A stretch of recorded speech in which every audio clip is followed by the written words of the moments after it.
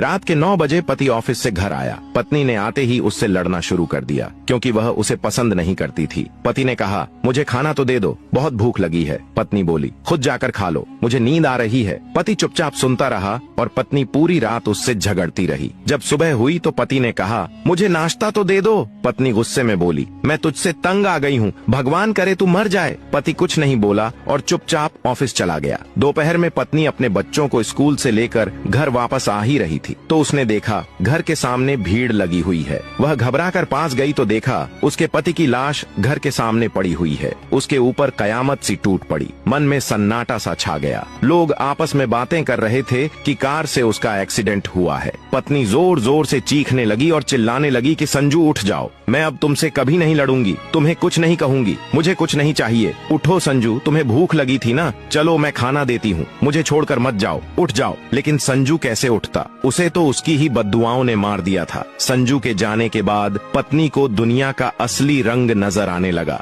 रिश्ते बदलते दिखने लगे, उसके अपने मुंह मोड़ने लगे, लोग उसे गंदी नजरों से देखने लगे। कुछ ही दिनों में उसका घर भी उससे छीन लिया गया। जो हिस्सा उसका बनता था ससुराल वालों ने उसे दे दिया। पति के मरने के बाद पत्नी को एहसास हुआ, पति जैसा भी हो, चाहे पसंद का हो या नापसंद का, लेकिन वह औरत के सिर का ताज होता है। बात से सहमत है तो कमेंट में यस जरूर